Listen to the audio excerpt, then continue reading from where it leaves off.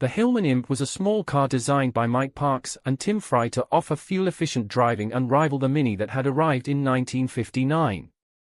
The design team chose a rear-engine design, which was not uncommon at the time, and used Coventry Climax for its lightweight aluminium four-cylinder engine.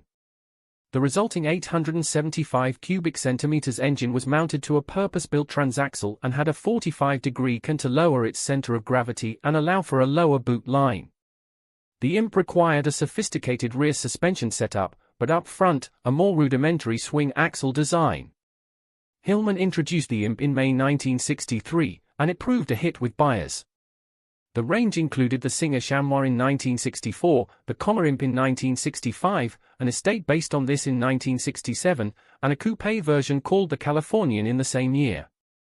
However, buyers preferred the slightly more upmarket appeal of the Singer Chamois Coupe and Sunbeam Stiletto derivatives. Despite improvements throughout its life, the Imp's reputation was damaged by poor reliability and build quality. This stemmed from the car being launched in a hurry and production at the Linwood factory outside of Glasgow.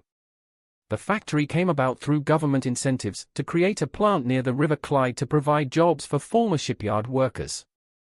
Rootes was also lured in with a stake in the pressed steel company to make body panels.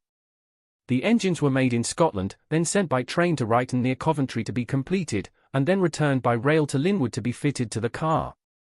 Hilman overcame early quality issues, and the Imp developed into a great package. By the 1970s, the Imp was sold as a budget car and was the cheapest new car in the UK at one point.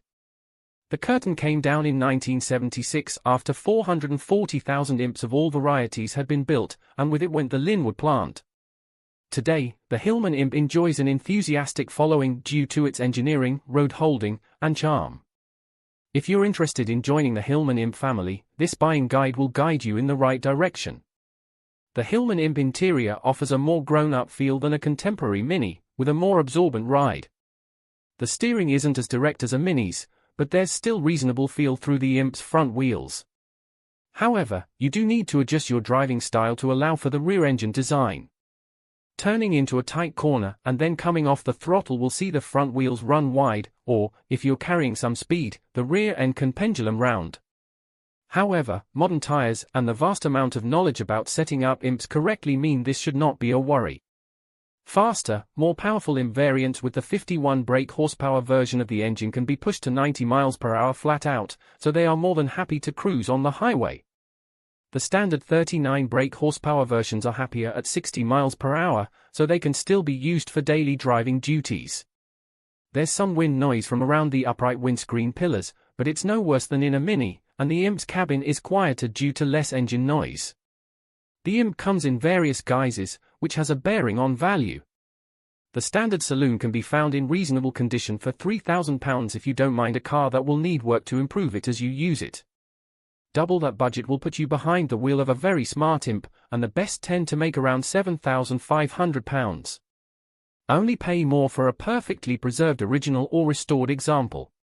The Super Imp is worth much the same.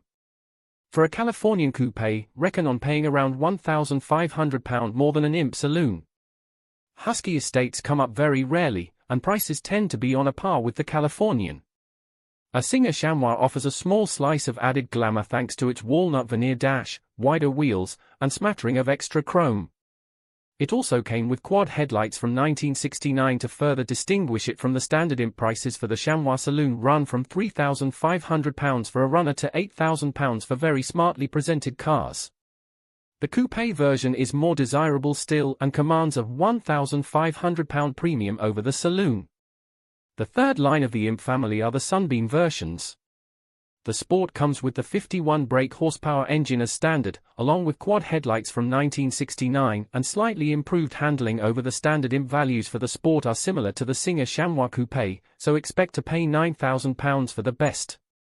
Beyond this lies the Stiletto as the ultimate production Imp, and you'll pay £5,000 for a car that needs work or £10,000 for a fully sorted one.